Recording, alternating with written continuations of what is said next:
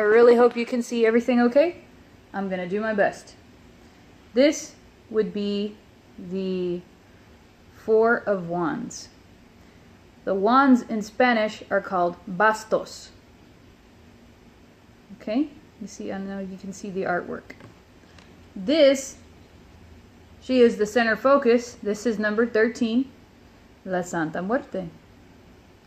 And like I said, the artwork is phenomenal, but it's one of those situations where you kind of have to order the deck and mess around with it yourself to get the feel of it and to appreciate the artwork. Whoever did the artwork on these took their time. I also like that if you're into astrology, it's got astrological symbols in correlation with the major arcana. So that's nice. To me, it gives me a little hint of the kind of demeanor the situation presents or the demeanor of the person you're talking to or talking about. This one is the Five of Swords. And you'll notice that the swords are called, they're not, espadas. The swords are called espadas. You'll see little keywords here at the bottom in Spanish. So the keyword for this would be derrota and huida. I have no clue what those two words mean, so I have to look it up. I'm very, very sorry. I'm doing how do you say it? A misdeed, or I'm very, very, I'm a coconut, guys. So here's one of the pages, but the pages, I'm sorry, this is a knight, my bad. The knights are called caballeros.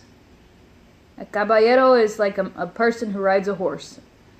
Sometimes you'll hear the word as a representation of a cowboy. But this is a man who rides a horse, aka the knight. This is the caballero de bastos. So this would be the man who rides the horse of wands.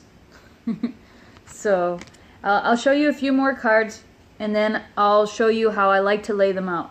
And the truth of the matter is, I only like to lay these out for really close friends and family, because I may sound paranoid, but she does not like for me to lay them out for too many people, like random strangers, because these are kind of personal. These are personal between me and her. I don't really think that she even wants me to lay them out for other people, but we kind of came to an agreement. She won't give me bad luck for the next few days. I'm kidding. She doesn't do that. But I won't feel awkward about it for the next few days if I only do it to people that I know pretty well. This is the Temperance card. And do you see how it has the Sagittarius symbol at the bottom? Because that's the correlation of astrological symbols, the Temperance card. And in Spanish, it is la templanza. You learn a new word every day. Okay, I'll show you one more. Here, I'll show you a couple.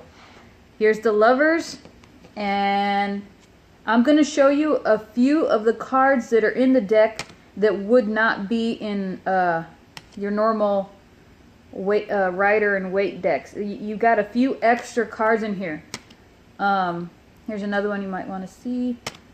The 3 extra cards in this deck are called El Otro Mundo, the other world.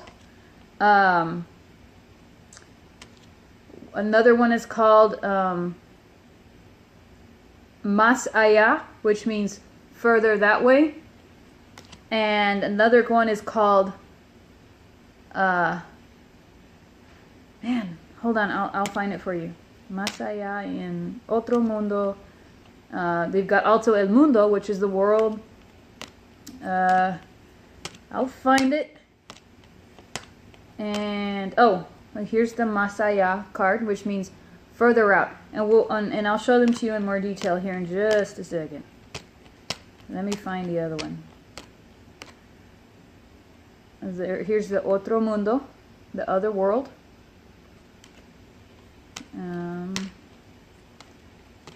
Just a second.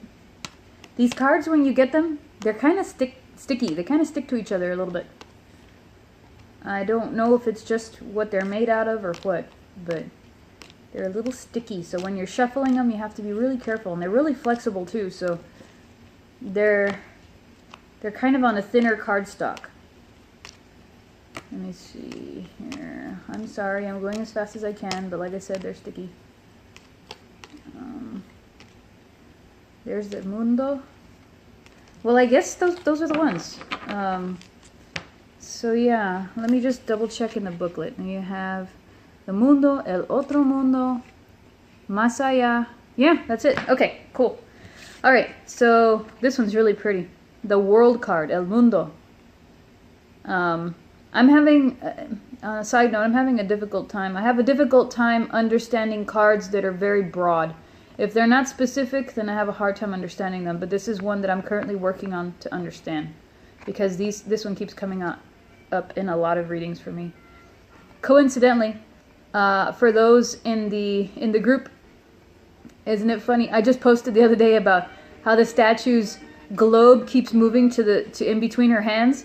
This card reminds me of that. Totally unintentional. I did not do it myself, but this card reminds me of what we're talking about. And coincidentally, that same day that I did a reading, this card popped up. Really cool. That's just goes to show, you know, the kind of connection you can have with this deck in particular.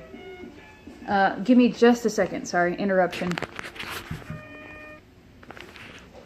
Okay, guys, according to my timer, I only have a few minutes. Okay, this is card number 21, which would otherwise be the last card in a regular tarot deck. And it's the other world, Otro Mundo. Wait, no, I'm sorry. I'm so sorry. I'm lost right now. The regular deck would end in El Mundo. But see, this deck is so confusing because you have not just one world, but other worlds. And they're all titled number 21. Do you see? But notice that they have different planet symbology. The world card is obviously the symbol for Earth, right? Stop it. And the other world is the symbol for Saturn. So that's pretty interesting. And then this card, you got me. I'm not entirely sure what this symbol is supposed to mean. I have to look it up. But so not only do you have the spirit world, you have, I guess, an accumulation, I guess, of not even of the cosmos, but I guess of consciousness, all worlds, all levels of being. Notice how they have deities up here. They have deities up here. They have angels here. They have energy here. They have cosmos. They have the planetary and astrological symbols here, and then they have the earth. So this is, I guess, in accordance to the hierarchy, or what the designer considered the hierarchy of things, which is really cool. This right here, this card up here, is a good representation of similar to my beliefs. You know, that all deities exist. But let me show you these other cards real quick. This is a more popular card, the Devil card, and I'm sad that the correlation is Capricorn, which is my sun sign. But that's the Devil card. Pardon my son in the background, but he appears in every video. And here's the Lover's card, which I'm pretty sure lots of people want to pop up in their readings. And it is the symbol of Gemini, the twins. So you can perceive it as twins or lovers. So that's it right there. Let me take a break here in the video, and I will show you the correlations and how I lay them out. Okay, guys. All right. So say, for example, you know, a family member or friend is, oh, one just popped out, having money issues. Coincidentally, the King of Pentacles popped up. Having money issues, saying, oh, I'm having a hard time. I got fired. How am I going to make ends meet? Can you give me advice on what to do? What's my future look like in regards to making ends meet? You know, I have rent to pay. I have bills to pay. I have mouths to feed. So basically, give me advice on on what I need to do in order to make ends meet. So, all right. I like to do 3-card readings. So you have to be very slow shuffling these. See how slow they shuffle? Because they're very sticky. I like to do 3-card readings. They're my favorite. They give me something simplistic to focus on without feeling overwhelmed or without overwhelming the other person. Also, when I'm shuffling, me personally, I will shuffle until the deck doesn't let me shuffle anymore. So, once, see that? See that? To me, that says, don't shuffle anymore. Yeah, you're done. So I'll just lay them down like this, and I'm like, okay. So I'll go from here. And a lot of people don't do this. This is an awkward method. And for somebody who hates math so much, I don't know why I do it. But sometimes I'll ask people to pick 3 numbers between 1 and 76. 1 through 76. And if they don't do it, I'll just kind of clear my head, and whatever numbers pop up, I'll lay the cards out in those orders. So, like right now, the number 21 just popped in my head. So I'll do this. 1, 2, 3, 4, 7. If that happens, I'll set it aside. So that was 8, 9, 10, 11, 12, 13, 14, 15, 16, 17, 18, 19, 20, 21. Okay? So, person having financial issues. Now, this is just an example reading, okay? I don't know what card it is, but you got first dibs. Mental torture. Or formally having mental torture and getting themselves out of that constant mind prison that they're putting themselves in. That's how I understand this card. The illustrations help a lot. You see how there's an explosion in the center, and all of the swords that are representative of intellect and mentality are kind of poking towards that explosion. And also it's reversed. So I see that as somebody getting over mental games, somebody getting over gossip, somebody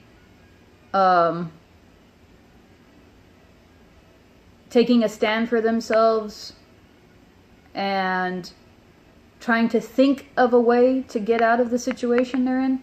That's how I see this card, especially because it's not upright, it's reversed. This way, you know, would be getting stabbed in the back, major gossip, just every form of intellectual downfall or intellectual sabotage. That's the first word that popped in my head, sabotage. And the swords are correlated with the air signs. So an Aquarius gossiping, a Gemini gossiping, a Libra gossiping, those are the guys with the mouths. Those are the guys that love to talk. So flip it over, no more talking, doing. We're going to do something. That's how I see this card. So now I'll get these, put them in the back of the deck.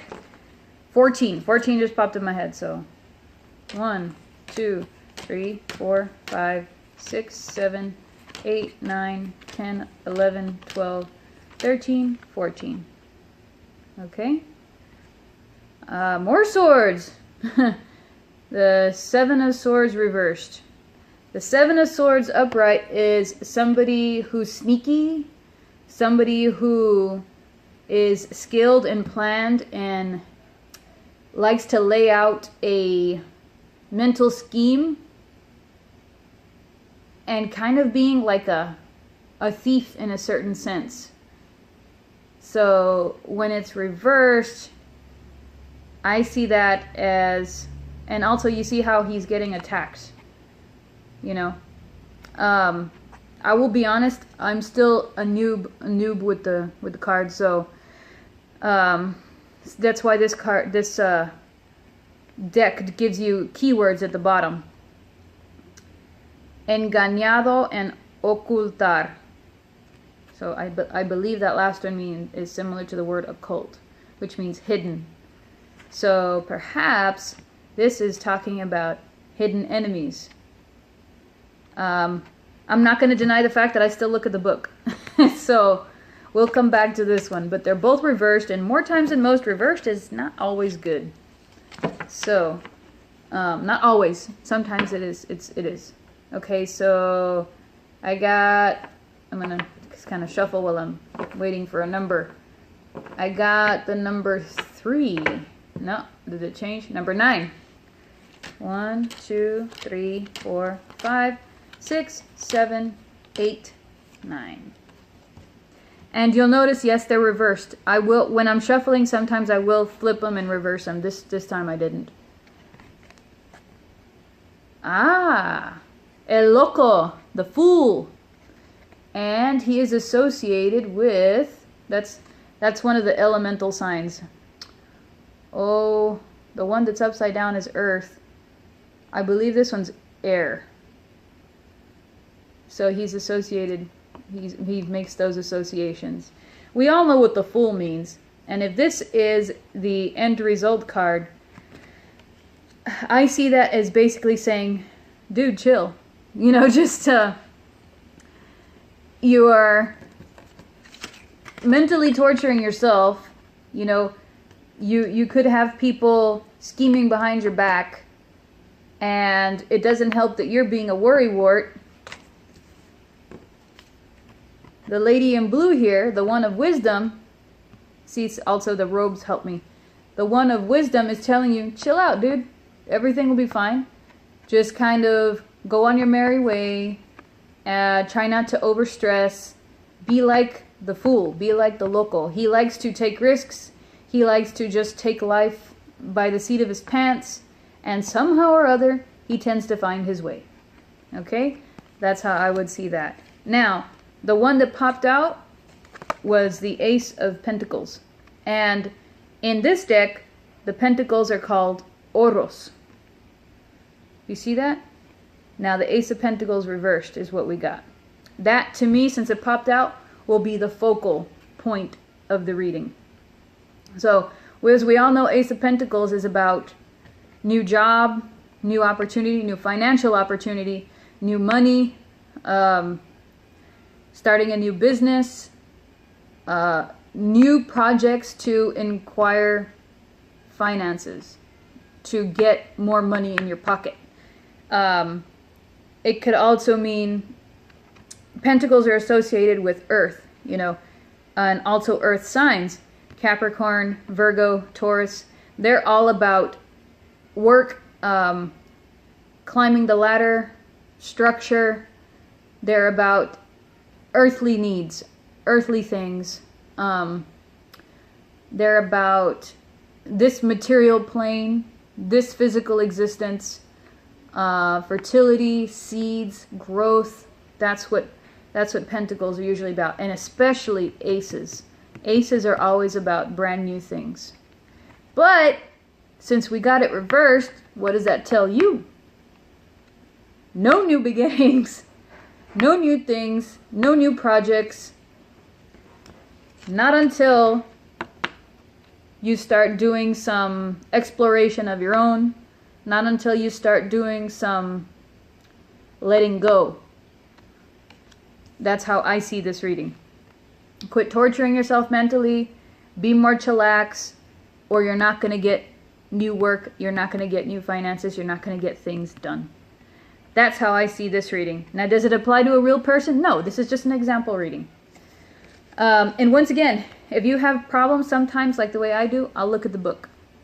So, I'll also look for color correspondences with her and her robe colors. Her robe colors, I know, are kind of a controversial topic, but this is me. This is what I use. And even if it wasn't her robe colors, I would use color associations, plain and simple. So this one looks to be gold. We all know what gold represents. Gold is money. Gold is riches. Okay? So here, in a minute, here you see the blue robe.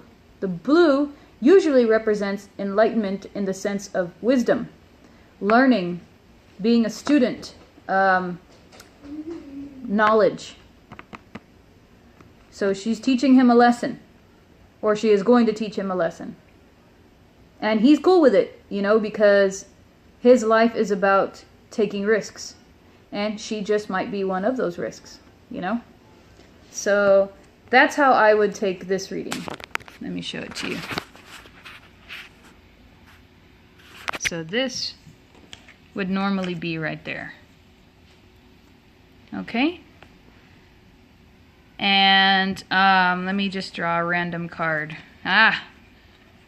Another mental prison. Normally the Eight of Swords is one in which you'll see a lady blindfolded, being trapped by the swords that are plunged into the ground, and she doesn't realize that the only person holding her back is herself. So you see how it says, see, prison, repression. Those are pretty plain and simple, aren't they? See, so if it's reversed, that means that she is unable to get herself or himself out of the mental situation that they put themselves into. Now, swords is all about mental. So yeah, that's how I do the readings for close friends and family, and that's how I perceive them. Now, I always tell people when I'm done doing the reading, hey, look, man, they're just cards. You can take them how you want. I know it's kind of like the luck of the draw to some people. Some people don't put a lot of stock into them. But also when you're doing a reading, in my opinion, you're also getting to know the person. You're getting to know their personality. You're getting to know their circumstance and getting to know their problem. And you're also using common sense and logical reasoning. That's kind of one and the same, but you're using logic to help them find an answer. So not only are you doing a reading, you're kind of sort of being a therapist. And for people like me, it's kind of comforting to know that, you know, you can help somebody else with this method. So that's about it for now, guys. We'll see you next time.